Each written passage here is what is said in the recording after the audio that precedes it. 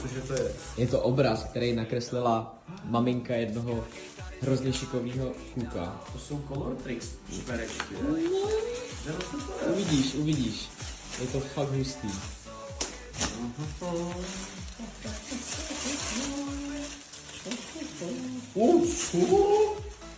Tak to jsem celý já. To jsi celý ty. Chlupata snadla mám v opice.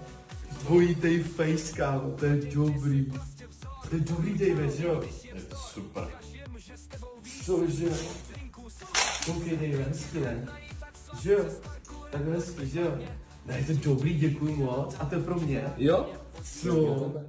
Tak to je nejvíc. A to si hodí takhle na tričko, nový design. Jo, docela jo, no. Pecka. Tak já to někam tady dám pak. Není stát tam něco. Přesně.